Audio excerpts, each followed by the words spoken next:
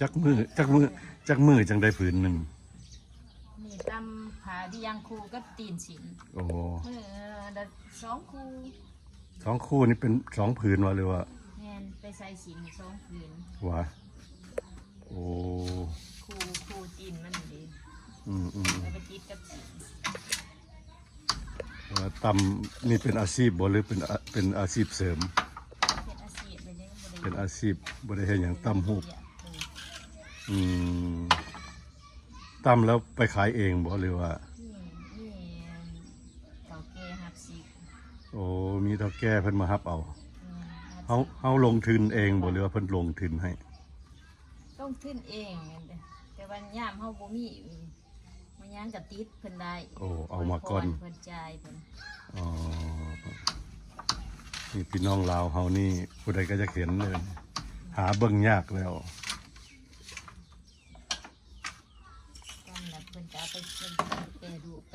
ดีไปนั่นไปใช้ทักษิณก็เป็นผาเบียงเป็นชุดเป็นผ้าไหมสมมติว่าน้องตั้มเองขายเองนี่น้องขายทั้งสิ้นกับผ้า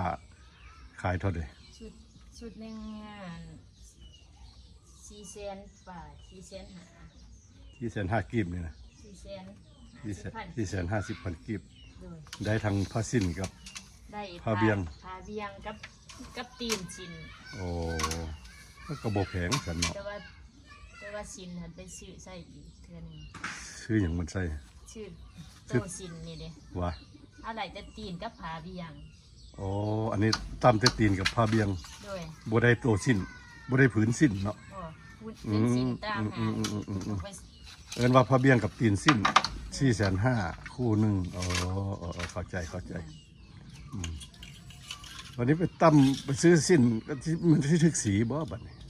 แล้วเพิ่นก็มีผู้ตำสินเพิ่นก็สีที่มันเนี่ยคล้ายๆกันเพิ่นก็มาประกบมีผู้ตำผืนอีกต่างหากมาจับคู่กันอ๋อ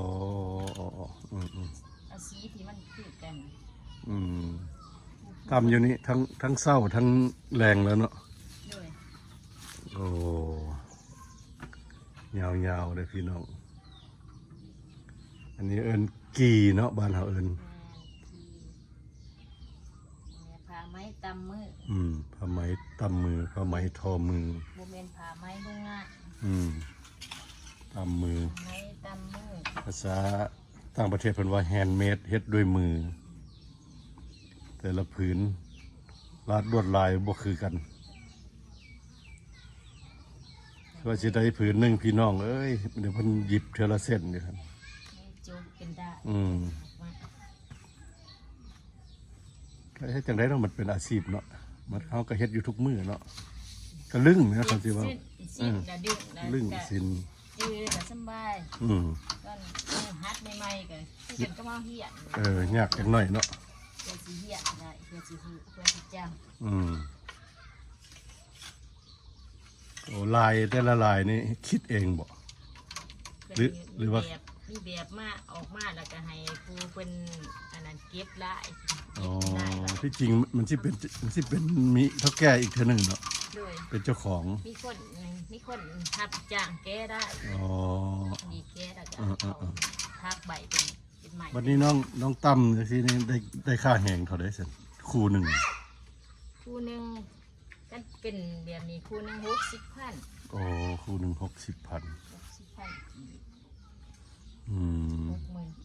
จักมือขอจังได้คู่หนึ่งมือหนึ่ง2 คู่มือหนึ่ง2 คู่แสนปลายว่ายก็ดีได้สินี่เก่งเลยวันนี้มือหนึ่ง2 คู่ครูคนจะตามเก่งก็ได้แห้งได้แม่นวะโอ้ไอแล้วว่ามันสีเดินนานได้มันจับเทละหน่อยเนาะแสดงว่าตำเก่งตำไหวตำมาหลายปีเลยดิหลายปีแล้วมันบ่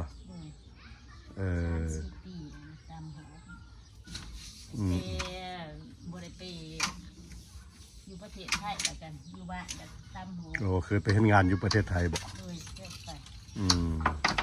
แล้วสาเหตุเป็นอย่างจังบ่ได้ไปประเทศไทยเมื่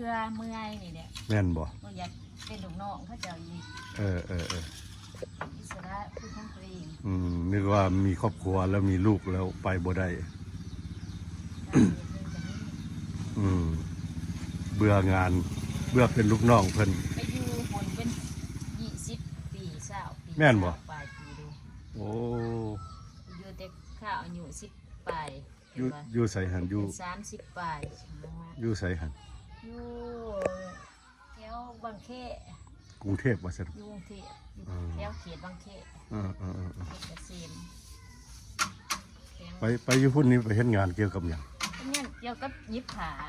ยิบเสื้อผ้า เอาคนละเรื่องกับตำหูบนี่ แพ็คผ้า เออ แพ็คผ้ายิบเสื้อผ้า อืมโอ้ งานตัดยิบ ไปอยู่โรงงานตัดยิบ ก็คล้ายๆกันใส่ซีมือคือกัน อืม นางเห็ดจังสีคือกัน โอ้ได้เงินมาหลายแล้วเนาะจะค่อยเศร้าไปเนาะ โอ้ได้เมื่อยร้านกับเมื่อยแน่ อืม เบื่อแน่อยากอยู่บ้านเนาะ เออ เป็นอิสระ แล้วในบ้านเขานี่มีหลายคนบ่ที่เขาจะไปหาเงินเมืองไทย นี่ได้ หลายวะ ได้โดยส่วนได้แต่มีแต่ไปหาเงินอยู่บนแล้วจังใดจังมีเงินเฮ็ดเพื่อนเฮ็ดบ้านเฮ็ด อืม หาอยู่บ้านก็เพื่อแต่ได้กิน แม่นวะโอ้ เจ้าก็ไปผัวเมีย อืมเดี๋ยวนี้เขาเจ้าก็ยังไปอยู่บ่ ยังไป ไป ส่วนได้กันทิ้งเงียบๆเห็นบ่มีส่วนนั้นมีแต่ผู้เฒ่าก็เด็กน้อยอยู่ว่า อยู่บ้านนะโอ้ ดุนกลางหรือว่าไว้ดุนเนี้ยก็จะเอากันผัวเมียก็จะกับพากันไปหาเงินอยู่ไทยอีก สร้าง มัน เพื่ ได้ อนสร้าง ดี ชาติ ได้ดีกว่าบ้านเฮาเนาะ หามาเฮ็ดเพื่อนเฮ็ดชาตินี่เด้ก็จะกัน คนก็จะได้เพื่อนในชาติเนี้ยจะก็มาอยู่บ้าน โอ้การสิไปสร้างอนาคตโดยมันไปหาเงินในเมืองไทยรายได้มันจะดีกว่าเนาะอันอยู่บ้านเฮานี่ตำภาษินนี่ได้2 คู่ต่อมือก็แสนปลายแสนสาวเนาะ ค่าข้องสี่ประเภท คันไปรับจ้างอยู่เมืองไทยก็มือหนึ่งก็ตกอยู่500 บาทเด้อมั้งอันนี้เนาะ500ก็ 500 บาทก็คือเจ้าในค่ากินค่าอยู่ กินขยะเนาะ เพื่อนเศร้าเขาสิ แต่ก็ยังเหลือนะเนาะยังเหลือ ประหยัดเอาเนี่ย แล้วน้องกลับมาโดนแล้ววะหลายปีแล้ววะ หลายปีได้11 ปีแล้ว โอ้กลับมาได้10 กว่าปีแล้ว 11 ปีแต่มาอยู่บ้าน บ่ได้ไปอยู่ไทย ได้ลูกแต่คนแล้วเดี๋ยวนี้ ลูกผู้เดียว ลูกผู้เดียว เป็นสาวนะ เป็นสาวแหละ 15 ปีแล้วก็บ่อยู่ อ๋อไปอีกบ่ไปหาเงินเมืองไทยอีกบ่ ไปอยู่ไทยเด้เพราะว่าพ่อเพิ่นอยู่ไทย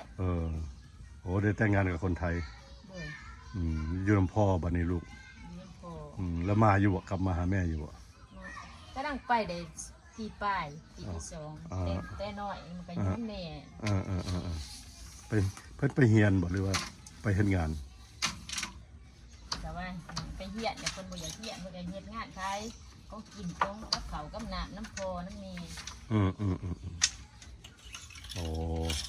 ลูกสาวก็ไปอยู่น้ำพ่อปล่อยให้แม่เหงาแล้วฉันอยู่บ้าน เดี๋ยว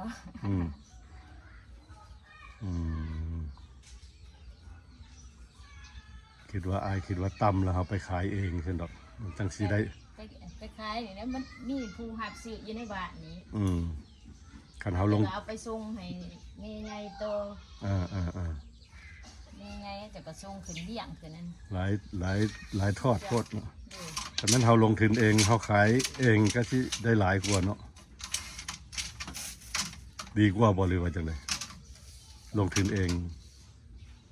เขาแก่ใหญ่เพิ่นก็เอาไปแปรรูปไปดีดไปเนี่ยไปเฮ็ดเป็นสูตรเป็นนี่เพิ่นก็ได้ แต่สรุปแล้วก็มัน มันก็มีได้ถอ ต้อง ด ตำให้เท่าแก่น่ะ แต่ว่าเขาลงทุนเองแต่ว่าเพิ่นบ้างมาว่าตำแบบนี้ราคาเท่านั้นเท่านี้เอาพอใจตำบ่ เป็นมีลายมีแบบมาให้ดีก็อยู่บ้านเรือลาเนาะกันอยู่บ้านลาก็บ่มีรายได้คือว่า แล้วอยู่บ้านเขามันมีหลายคนบ่เฮ็ดแบบนี้ ได้ ว่า ส่วนใดไม่ยิ่งที่ก็จะบ่ได้ไปหาเงินทางอื่นหรือว่าบ่ได้เฮ็ดเวียกราชการนี่จะก็ตำหูนี่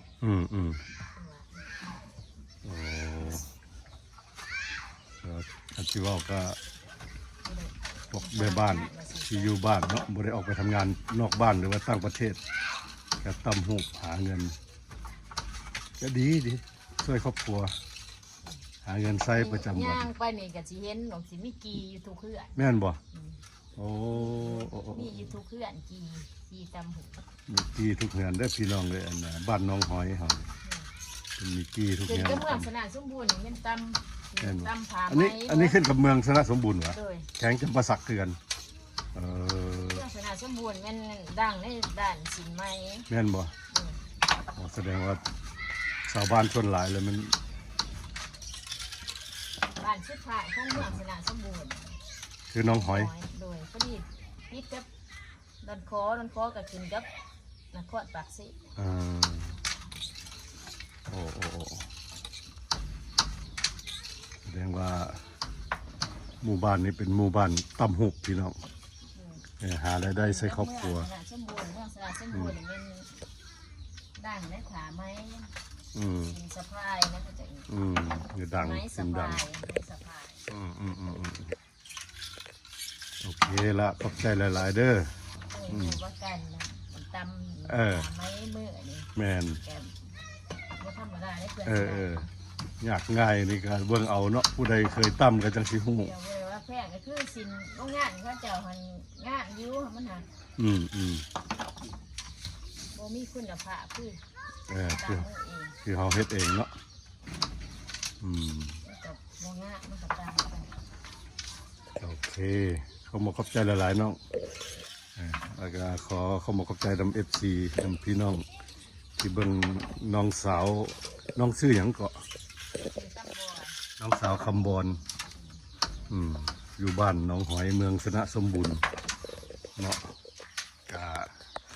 ขอขอบคุณขอบใจนำพ่อแม่พี่น้องที่ชมคลิปนี้ แล้วก็อย่าลืมกดติดตามส่องน้อยๆฮักคนลาวเด้อพี่น้องเด้อ